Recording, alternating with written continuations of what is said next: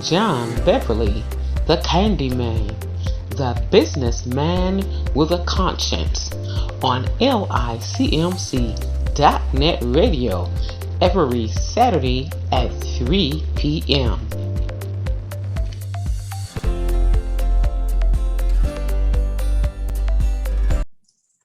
Hello, everyone.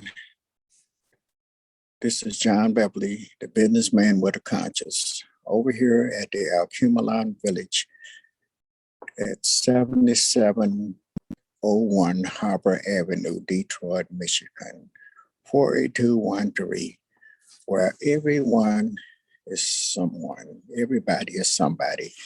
We believe in teaching one, each one reach one, each one teach one brick, one building, one block at a time. And today I would like to talk about a little bit about things that we do, where we come from. And most important, I had a conversation and I thought about, I'm also in the ministry. I talk a lot about where I come from, and my story is from which I came.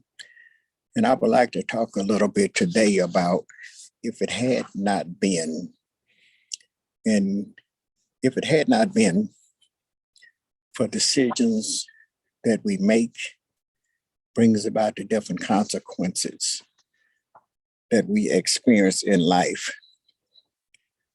Our test often becomes our testimony. And thinking about that, and thinking about the things that I have been through, my life experiences, I often tell people if it had not been for the Lord who was on my side, where would I be? And we have a whole lot of if it had not been. If it had not been for this, or if it had not been for that, if I hadn't lost my job, I would be able to do this. If I wouldn't have had not got sick, I would be able to do something else. But in my life experiences, I've had a whole lot of ups and I've had a whole lot of downs. And in my life, there was a time in my life that I thought perhaps I would never be broke. That's what I thought. But it come to pass in life experiences, no matter what you're doing, remember, you know where you've been, but you don't know where you're going. You don't know, you know who you are, but you don't really know who you are or might become at a later date. Life experiences, they help to make and mold you into the person that you should be. I know when I used to drive truck and my pendant ruptured on a Tuesday, and I went to work that Tuesday with the pain and I dealt with it. I have a high tolerance for pain, and I don't care a lot about doctors, but we do need them. And I went to work and I was a truck driver, so I drove my truck and I did what I had to do. I was in a lot of pain. I went home that night and couldn't hardly take a shower, but I was able to manage that. And I got up that Wednesday and went to work again in a lot of pain, thinking that it would just blow over. But nevertheless, I worked that day in pain. That Thursday morning, I got up to go to work, and I didn't make it to work. On my way, it felt like someone had stuck a knife in my side and twisted it. And I couldn't take it anymore, so I drove myself to the hospital. And I managed to park the car and get inside. And I didn't get no further than the receptionist. And I gave him the Lord gave me enough strength to give them a phone number to reach someone and give them the information for myself. And from that point on, from after that, I didn't remember anything else until the next day. And it come to pass that they had pushed me over up against the wall because they couldn't get in touch with anyone. And by the time they finally got in touch with someone, which was my parents, and they came in and I was pushed up against the wall, and my mother said, well, what are you doing with him there? And if you know anything about a mother, mothers are protectors, and especially when it comes to their child, they will raise plenty sand. She caused so much commotion. From that point on, I heard that she got those doctors together and they began to take care of me. And I had tubes hooked up everywhere. The next day when I woke up and everybody was coming to my room to see me, they called me the miracle man. Because when they found out that my appendix, that I had that issue on a Tuesday, and I drove myself to the hospital, that I should have been gone.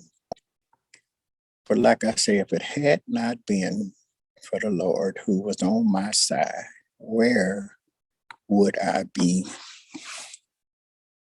He didn't see fit to take me out at that time because he knew that I had work to do. I was in the hospital for 15 days. And during that time, I thought the doctors and the nurses was just excellent. They were just so kind. But what I really found out that they was checking on me because they wanted to know when I died. I didn't find that out until later, neither. And it gave me a lot to think about. I had a lot to think about while I was there, what I was doing, why I was doing it, and decisions that I was making. And we began to change a little bit at a time. And we go through a whole lot.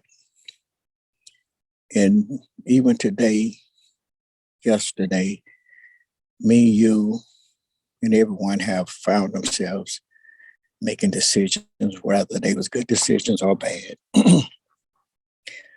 But remember, decisions that you make brings about consequences. And like I said, I thought that I would never be broke. But it come a time that I lost my job. I was working on a job and I was called myself a little hustler too. So I was doing pretty good. I was junking, had a little pickup truck. I was driving a truck, making good money. I had a pickup truck and I was hauling metals and stuff like that, iron and junk. So I was doing pretty good. And like I said, I thought I would never be broke, but it come to pass that life brought about a change. And to kind of fast forward a little bit, it come to pass that I end up losing my job because they was asking me to do, well, I did my job. And I always called myself doing everything by the book to make sure I didn't have any problems. But some of you know, no matter what you do, you can do it by the book. But there are sometimes the devil will put things in your way or people's in your way or a stumbling block. And they didn't like the fact that I was hustling on the side. They figured that I really should have been just totally dependent upon them. And I was always kind of big-headed and kind of knew what I was doing. And my father would always tell me to just be quiet, to just listen. You don't have to tell people what you're going to do. Just do what you're going to do. But I was a little aggressive and bold.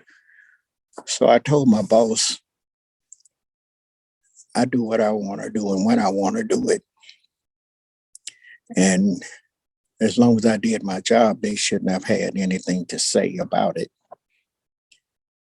And I told them one day I was going to own my own business, and they might even need a job from me.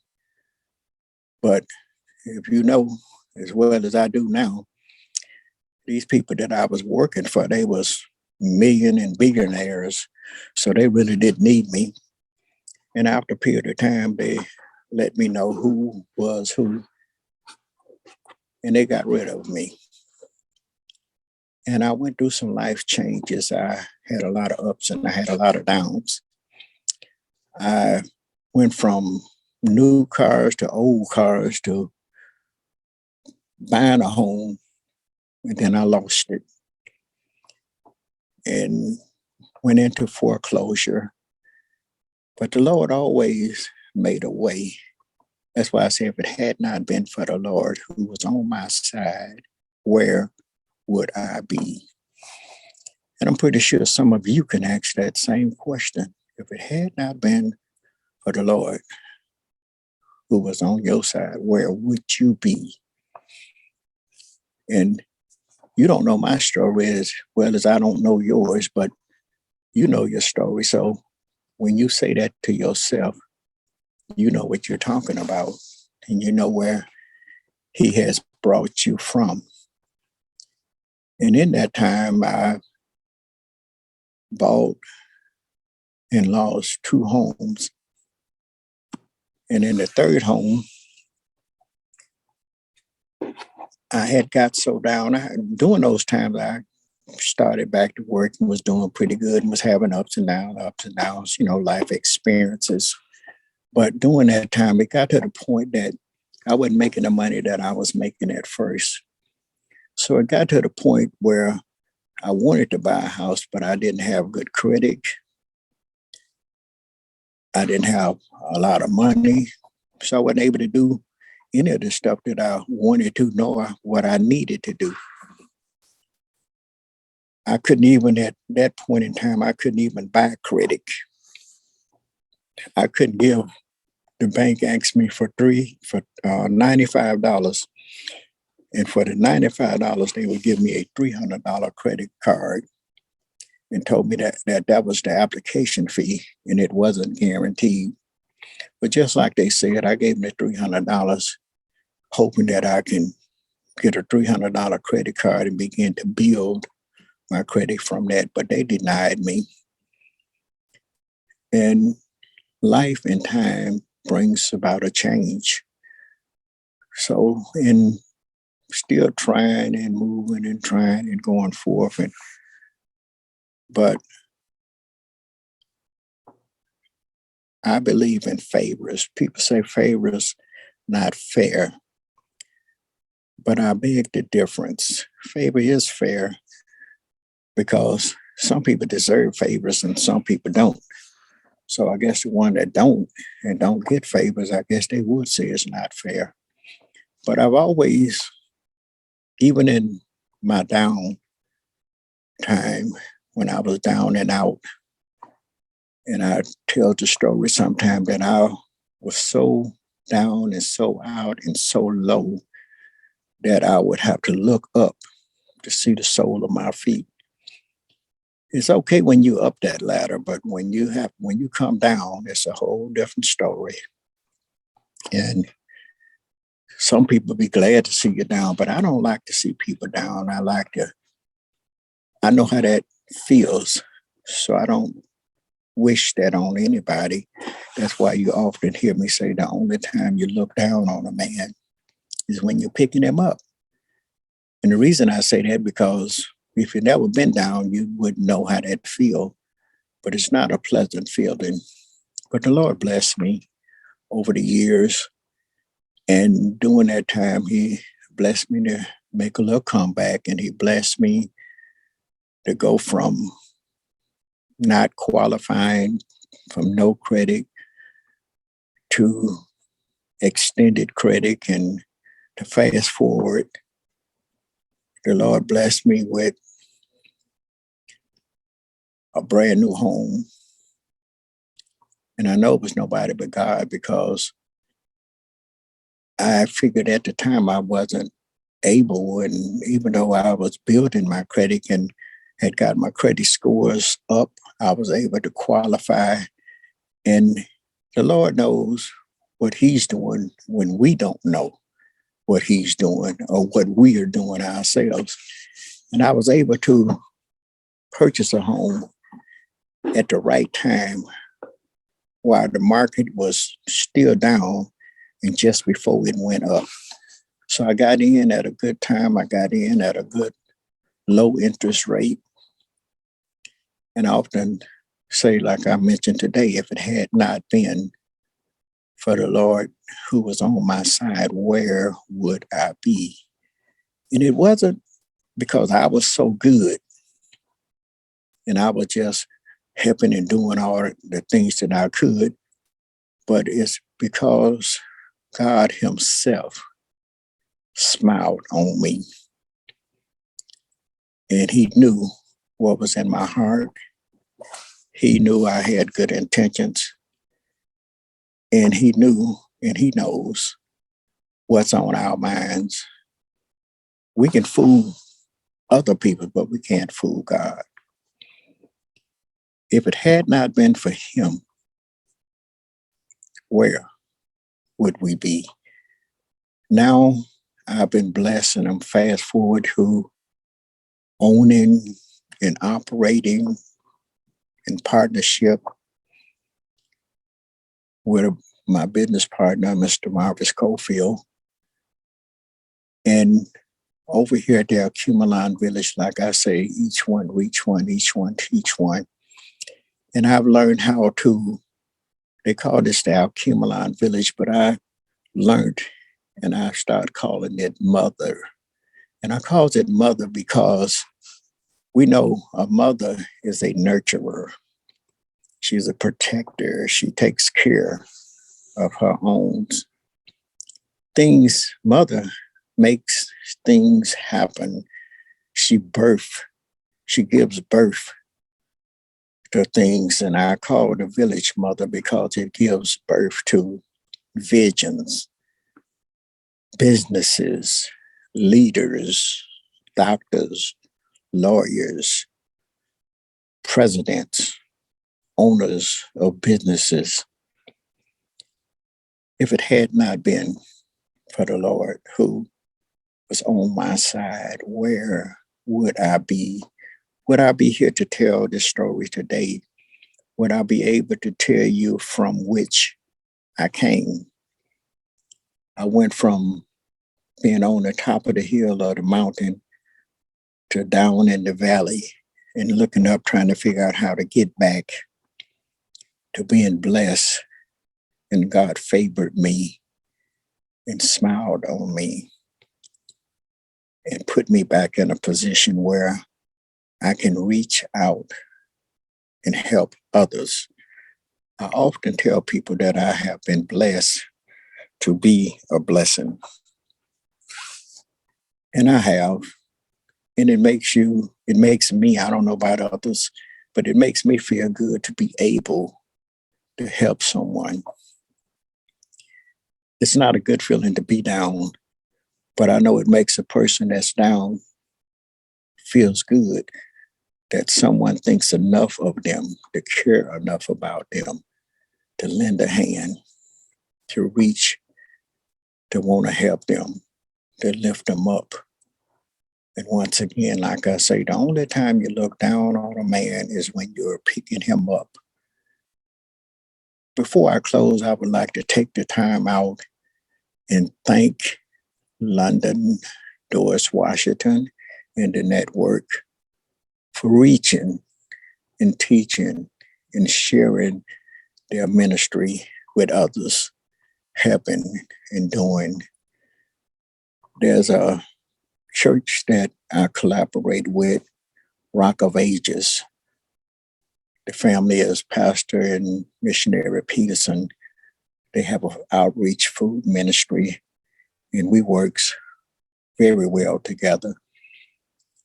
And the Lord has blessed us to come together where we not only feed the people at their church, but some people here as well as the people here in the community. And it's a good feeling to help.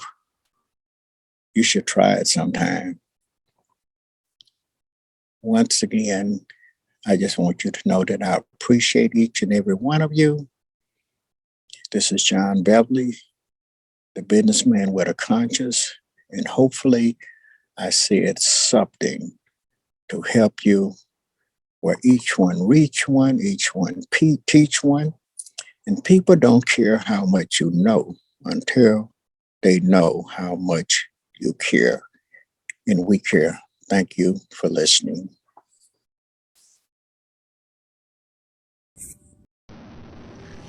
John Beverly, the Candyman, the businessman with a conscience, on LICMC.net radio every Saturday at 3 p.m.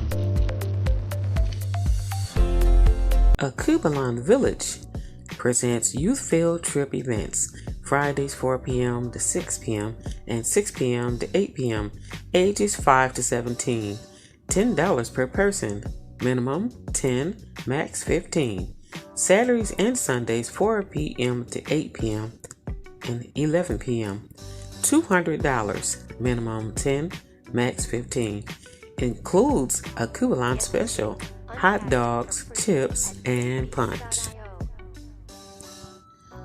Akubalan Village's activities and amenities: air hockey, pool table games, video games, foosball, karaoke, movies, TV, cafe. Located at 7701 Harbor Avenue in Detroit, Michigan, 48213.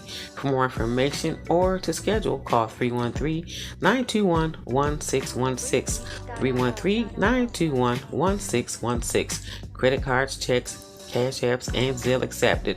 It's our pleasure to serve you. Culinary pleasure.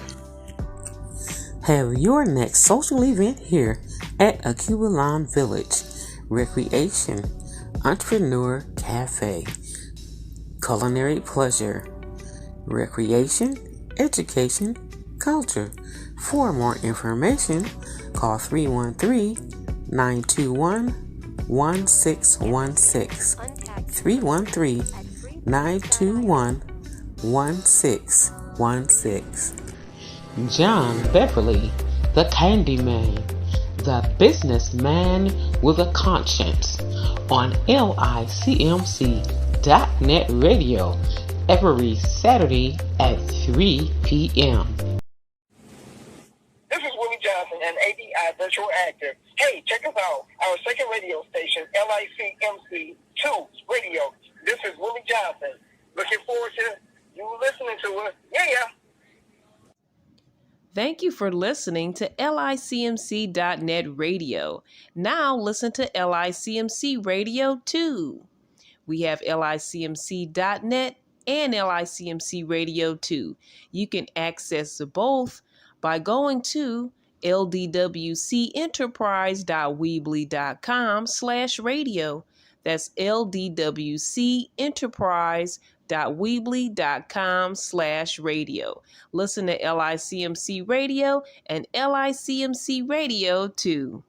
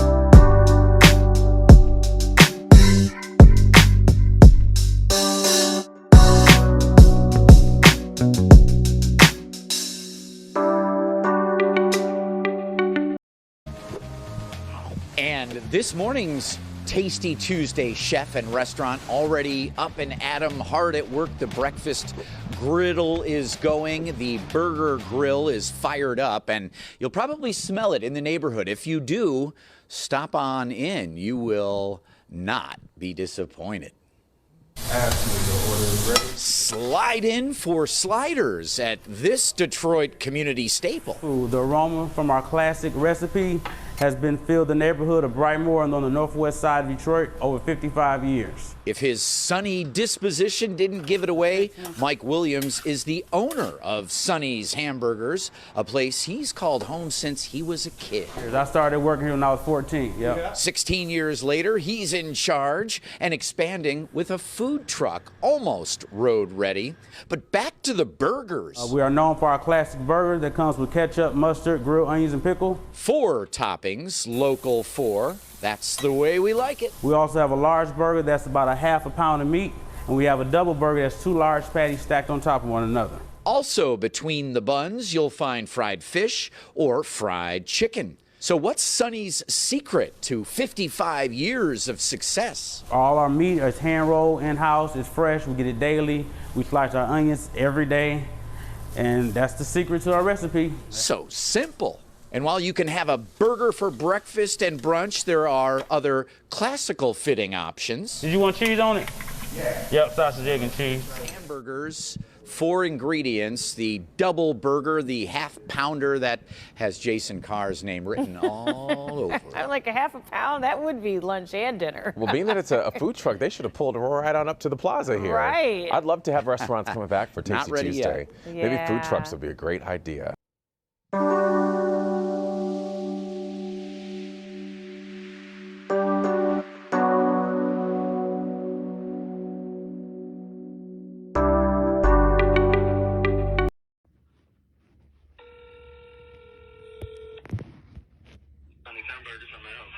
Hi, is Mike available? Yes, 1 second. Thank you. Hello? Recording this right now because I want to know that the truck is available. This is London on the phone with Mike. Mike, the owner of Sonny's. Mike, is the truck up and running now? Yes, everything is up and running. We ready. We have burgers going, and they smell the aroma in the air. All right. Well, this is the after fact. You saw the video with the Sonny's hamburger, but now you're here from Mike. Everything is up and running and ready to go. Thank you, Mike. This is London. Talk to you later. Bye-bye. Thank you. See you. Come visit us. I will. Bye-bye. Bye-bye.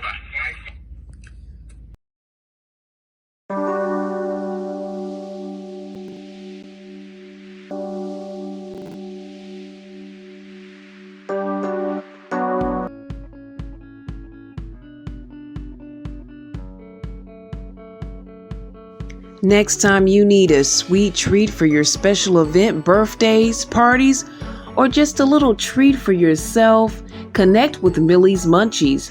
That's right, remember Millie's Munchies. Cheesecakes, cakes, cupcakes, cookies. Give them a call or leave a message at 248-818-7290.